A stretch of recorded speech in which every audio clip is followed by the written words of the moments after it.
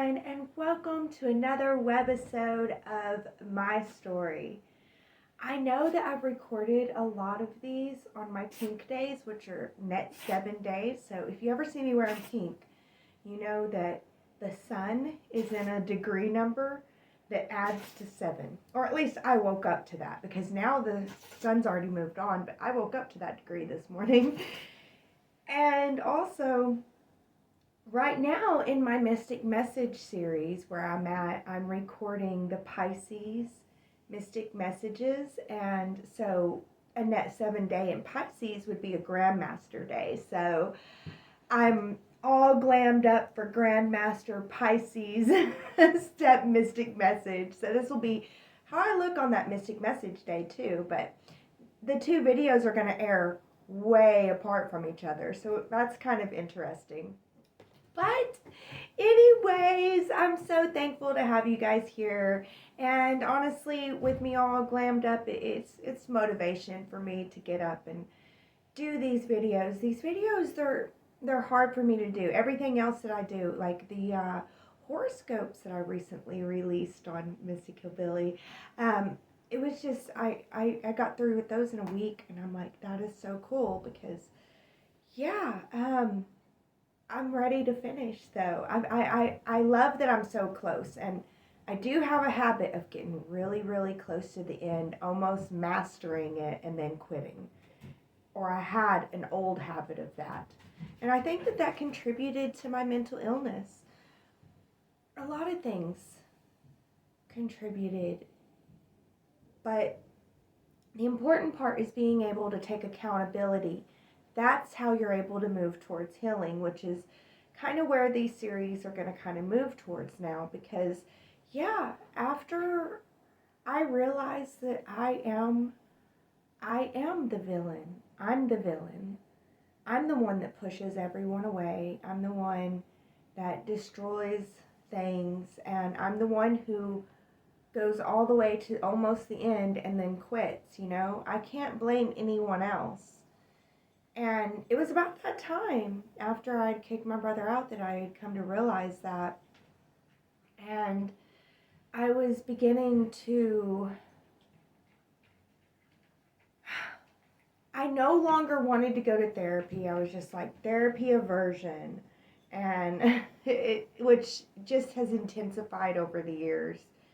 And I'm not saying therapy is wrong. I think therapy is a wonderful thing. And you know, during one of my meltdowns, my husband told me, he was like, why don't you use the skills you know that you learned in therapy? And I'm like, yeah, you know, these things that we learn and we sort out in therapy are not just to learn. You know, you're not really learning things until you apply them. And this was the first time in my life, like I'm like 35 years old, and it's the first time that I'm learning that I'm like really beginning to see that applied knowledge is better than learned knowledge, you know? Because, I mean, I grew up in a society, guys, where the school system was literally about you get all the accolades. I was getting all the accolades. I was getting all the awards.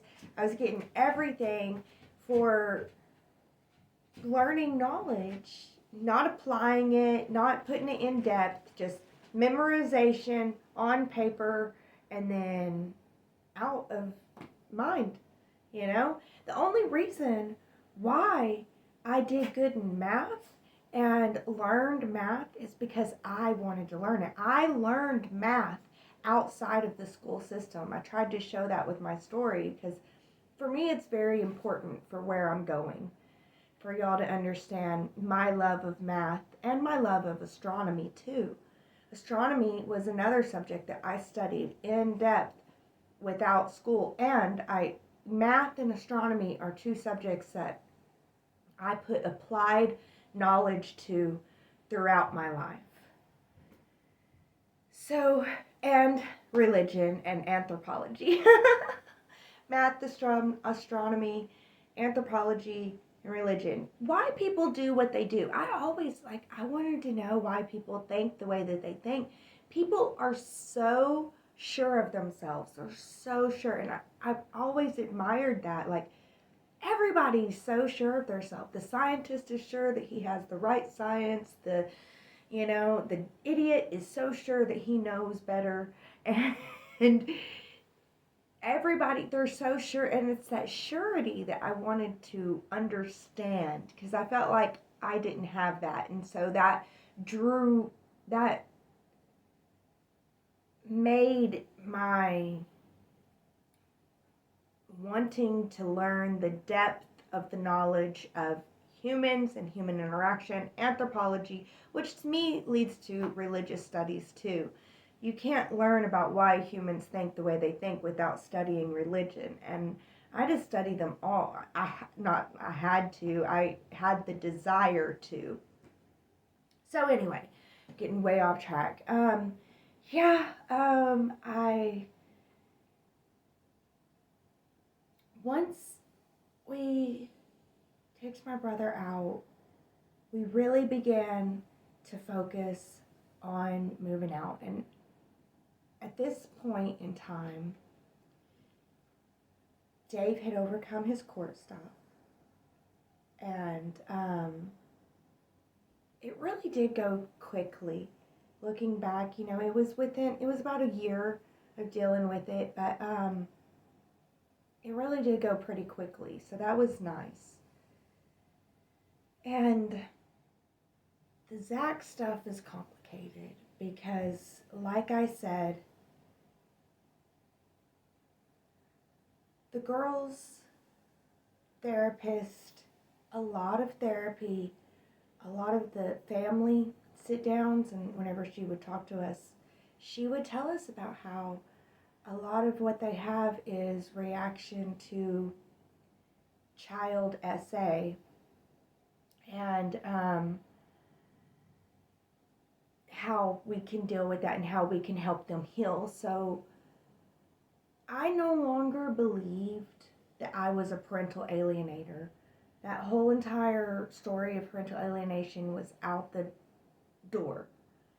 And I actually, because I know how to find people and stuff, and I looked for groups, and I found groups of other moms that have been through what I've been through.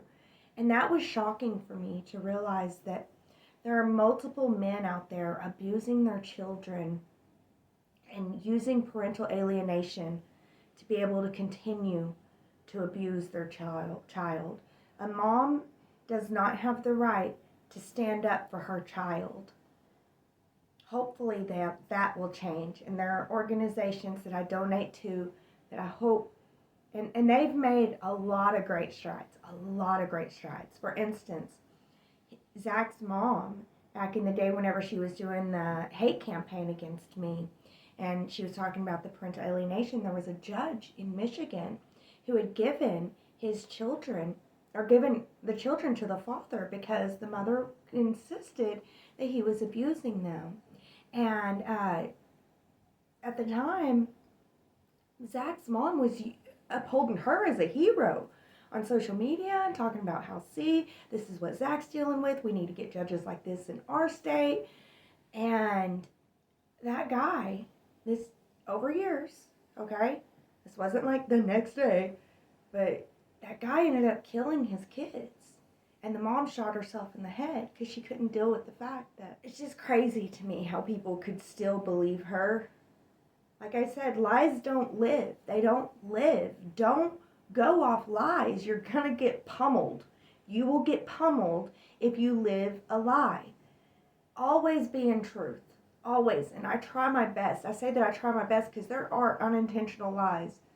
I found myself when I try to correct them, and I probably look like a fool because it probably looks like it was intentional, but I know that it wasn't. So, but yeah, try your best to be honest, because lies get pummeled. That's going to be the way of the new world too. For real, it's going to get more intense. Like, lies have been able to live longer in the past, in the dark ages, they were able to live and thrive a lot longer. But truth is now going to be pummeling lies more and more and more. And it's going to get to where lies can't thrive that long. They're not even going to be able to live long enough to be able to get to thrival. Because you know what they say, a lie gets around the world twice before the truth gets his boots on. Well, soon, that's going to be changing.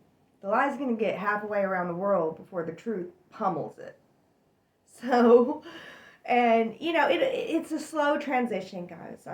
It's not a quick one, which I'm going to get into a teaching series about this. I hope that you guys want to hear this because I want to teach this stuff so bad. I love it. But yeah, it's a transition. It's a slow transition. Slow and really slow. And so it slowly lies, have less and less live time. And the truth has more and more live time. Slowly and slowly and slowly. So, yeah. And so we started looking for a place, and it was daunting because we had $10,000 saved up for a down payment, and we're looking for a place. We've got a buyer real estate agent. He's working with us, and he's really cool. And we would find a place, we'd get our heart set on it, and things would fall through. We'd find a place, and we'd get our heart set on it, and things would fall through. And I was thinking about, whenever I attracted Dave into my life, the type of mindset that I had whenever I attracted Dave into my life. I had read The Secret, is what I had done, and I had followed it, but I had followed other things too. I followed my heart, my intuition, and so I decided to do that. And one of the things that at the time I was learning about the law of attraction was that sometimes right before you're going to get it, sometimes you get like really smacked down, but sometimes right before you're going to get it, somebody that usually it's somebody you don't like much, but this time it was somebody that I love. But it's usually somebody you don't like much, but someone and someone usually you don't like much, because the universe really wants to test this, and the universe will give the exact thing that you're wanting to someone else, and your job in that moment is to congratulate them, to be happy for them, to enjoy their joy with them, and to be grateful that the universe provides for them too, and then the universe will provide to you. And so that happened to me right after I learned about it too. And my sister got her first home, and she was so happy. And so we went and celebrated her, and I was truly grateful for her. And I was not only grateful for her, but I was grateful for this teaching that allowed me, I don't know if that's the right word, that allowed me to be grateful for her and to feel that I'm doing the right thing by being grateful for her. I don't know. It's so crazy that we would think that the wrong thing is not love and joy. I think that though sometimes. So it was a good experience for me. I was truly happy about it all. And then I think my other sister got her home too. No, I think I got my home before she got hers. But hers is much better, so that's beautiful. So anyway, goodness. I was looking for a home not in this school district, but in the district right next door, because all my family grew up in that one, and I thought that it would be good for the kids, but everything kept falling through. And then finally we were offered this land that we're on now. This land it's a hilly land. It's not that great. You really can't grow much on it. It's really rocky. And we're up on this hill, hillbilly. And we were offered a really, really good deal. Really, really good deal for the land. And we did have the option in the loan to build. But the thing is, the amount that we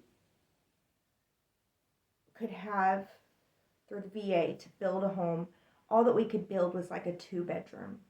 And I have 3 girls. Like I said, I was praying that my girls would each have their own room, that they could have their own space. I knew that they wouldn't be here much longer, but still, I wanted to be able to give them that. They have so much poverty trauma. Just from my house, my place, there's so much poverty trauma. You know, parents yell at their children. I yelled at my children. It causes trauma. And then at their dad's house, they had so much trauma too. And I really want to be able to give my kids a good life somehow. Somehow. I can't give myself much. So I don't know why I think I could give my kids more. I've learned that as I got older too. I really find it silly that I thought that I could take care of kids whenever I couldn't take care of myself. It's really crazy how the world works. I've always had the philosophy though of don't wait until you're ready because you'll never be ready. You know, you get ready by starting and moving forward. And once you're there, you'll get ready, you know, you'll be ready. Like, I wasn't ready to begin the Mystic Hillbilly and to launch it like I thought, like I want her to be launched. But I'm getting there. I'm getting more and more ready by already having Mystic Hillbilly out there, by doing the thing, by doing this. It's getting me ready for what my inner child would be happy to see. So we decided to go with the land, and this land is literally right next door to my father, who I don't know if I've talked a lot about him. He was in my childhood, but he's like a old man teenage boy, you know? And, you know, my sisters and I, we've just learned to live with it. And, yeah. But all my sisters told me, do not do it. Do not move in next to him. You're going to regret that. We don't want to hear your complaints about him. Do not do it. Do not do it. And I prayed about it, and it just felt to me like God was pointing me here. And not only that, but earlier, a couple videos back, I told you about a meltdown that I had in Spring Meadows where I ran into the woods. And I ran up on this hill and was sitting here and talking to Jesus, and he showed me how I'd have a place here. So it's not that from there on I was holding faith. It's just that I did not believe, I think. I think holding faith is different. For me, holding faith would be that I was hopeful and believing that I would have a place here. But I think for me, it's just I was like, oh, okay. And it's so crazy. I kind of like ran over that time. I learned how to what I call time surf. It's really cool because there's a movie. I don't think it's the first one. I think it's the second Alice in Wonderland. Are there more than 2? The live action. And that's kind of like what Jesus showed me how to do with time and how to go in and out of timelines. And I just started time surfing. I never went into times. I would time surf like all the time. And my angels would just laugh at me because they were already having fun. I'm like, yes, it's so much fun. It's cool. It's cool. Time surfing is fun. And it's an astral travel type thing, which I just feel like I've always been able to do. I don't think I could teach that. And talking to Jesus and my guides, like, it's not that I see him. It's I know that he's there, and then I know what he's trying to tell me, and I know that it's not me. Because I never would have, there's no way the time that he sat down and taught me how to time surf, that I would have decided to tell myself, did you know you can time surf? Like it's moments like those that solidify this relationship that I have with spirit. I'm trying to explain it to you guys, but it is so hard to explain because it's real. It really is real to me. But yeah, we were able to get our home, and basically whenever we got the land, and my husband was able to rent a tractor thing to scoop out the dirt at the bottom of the hill so that we could give all of his ducks, because we run a bird ranch. He loves his ducks, he loves his animals, and so we can give them a pond. And we decided to go to the mobile home place and get us a double wide. I mean, why not? And it's a double wide with 4 bedrooms and 2 bathrooms. So that's perfect for our family. And the girls can each have their own room. I was so excited about it. And we got a good deal. They gave us a really good deal. Basically, Dave and I, we were about 36, 35, 36 whenever we got the deal. And it's a 15-year deal. It's not even 20. It's just 15 years. So whenever we're 50, well, we should have this paid off. So I really do think that it was a good idea, and I was so excited. I know that a trailer is not a home, but I was so excited, and I was thinking, look at us, we're getting somewhere. And I threw a homecoming party, and my sisters showed up, and or a home warming party, and neighbors around here showed up, and oh my gosh. And one neighbor down the road, he did not like us at all. And oh goodness, but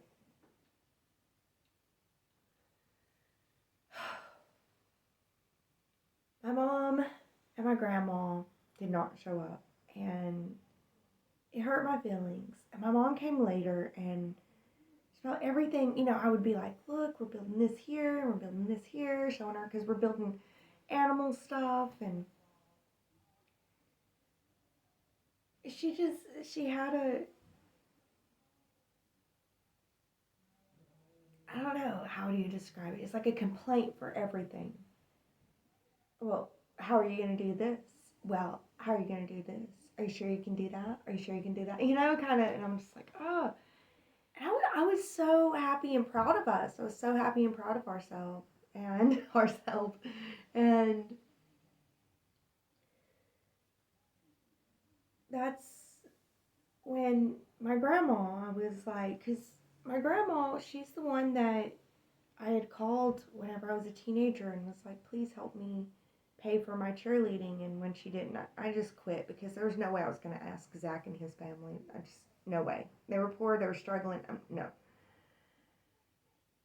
She said, I only help those that help themselves.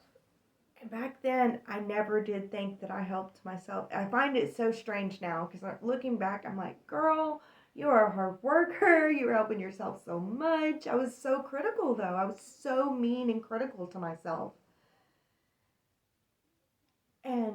But like, yeah, I was making straight A's. I graduated with calculus 100%. 100%.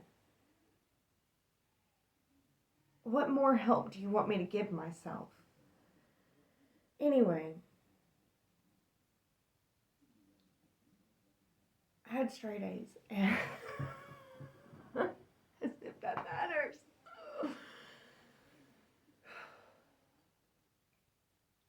I was so proud of us, and I showed my grandma, and she said, yeah, I've always known that you're trailer trash. You'll always be trailer trash.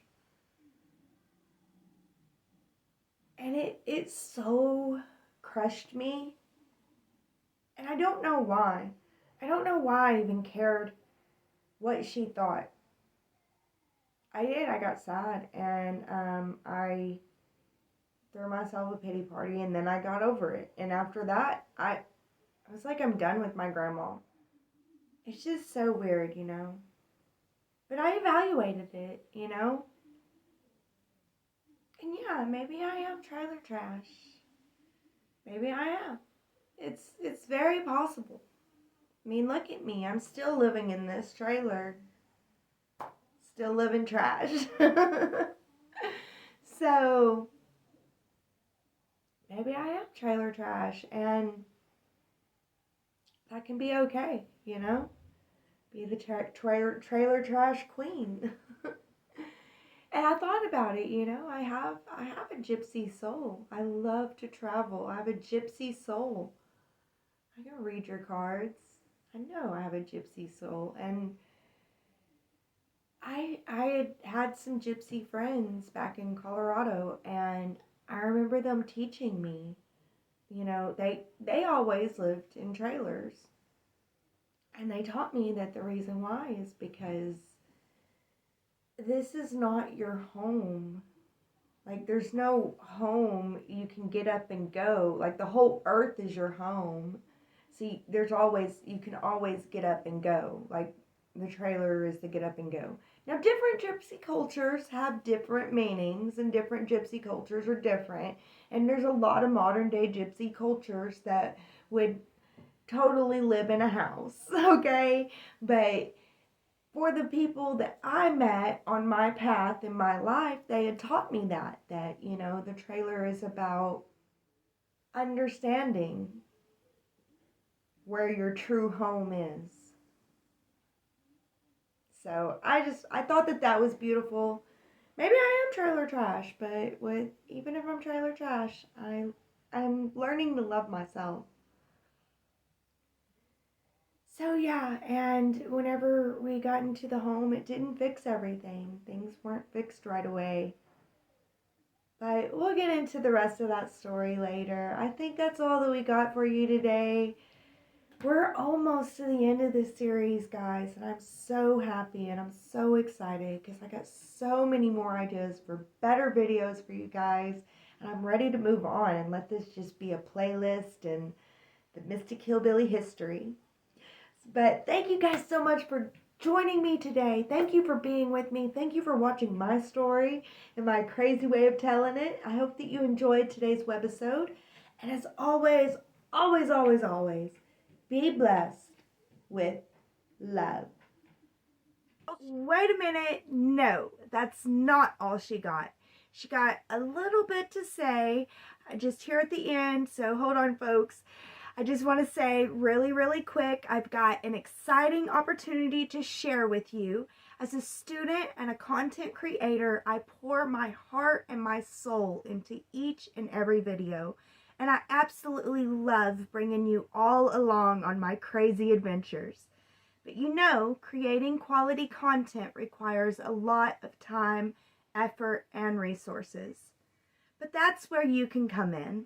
If you enjoy my videos and want to share your support, I've set up a few ways for you to contribute and become an even more integral part of the Mystic Hillbilly community.